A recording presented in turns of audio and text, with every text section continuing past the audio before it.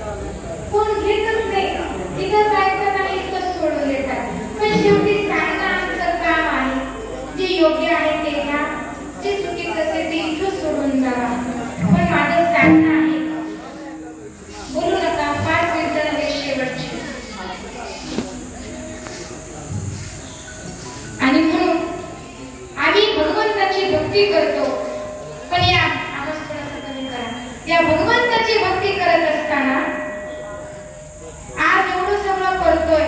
आम्ही नाकाच्या शेंड्यापासून टकल्यापर्यंत गण ओढतो, पण घरात आई बापाला लाथाशिवाय मारत गण नाही लावला तर चालेल, एक वेळ इथं नाही आला तरी चालेल, पण भगवंता समान असणारा आपा आणि रुक्मिणी मध्ये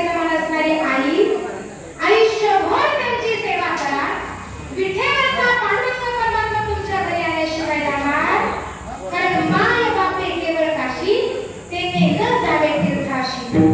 कधी न फिटणारे उपकार म्हणजे आईचे आहे, जिने अनमोल अशा किमतीचा देह दिला आणि तिच्यामुळे आज आपण हे जग बघू शकतो.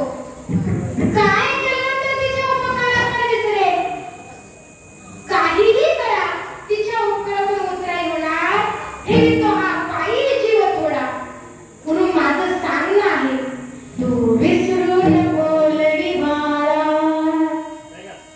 आईचा लळाची बाळा. तू विसरू नको लडी बाळा, आईचा लळाची बाळा. उपकार दुधाचे बाळा, उपकार दुधाचे बाळा, उपकार दुधाचे बाळा. आईचं अंतःकरण इतकं मोठं आहे. सदासजी आईच्या दुधाचे उपकार आपण विसरू शकत नाही. पण कलियुग आलं, त्या आई वडिलांचं दुर्भाग्य एवढं म्हणावं की ज्या मुलांना आपण रात्रीचा दिवस करून, रक्ताचं पाणी करून, काबाड कष्ट करून मोठं केलं आणि ज्या वयामध्ये आई वडिलांना लेकरांच्या आधाराची गरज असते, त्याच वयामध्ये लेकरांनी आई बापाला लाथा मारून घराच्या बाहेर काढावं. आजची शोकांतिका आहे. अहो 10 पोरं असू द्या, मायबाप विचार करत नाही कसं सांभाळावं, कुठून पैसा आणावा, कुठून कोणाला खायला आणावं. पण 10 पोरं असून सुद्धा एका मायबापाला सांभाळू शकत नाही. कलियुगाची शोकांतिका आहे. पण माझं सांगणे, तुम्ही काही नाही केलं तरी चालेल, पण आयुष्यभर काय करा, त्या आई वडिलांची सेवा करा. हाच खरा परमार्थ आहे. भगवंत समान असणारे आपले कोण आहे? मायबाप. पण काय करता, गाई गुरांचे गोठे कमी, पण आई वडिलांसाठी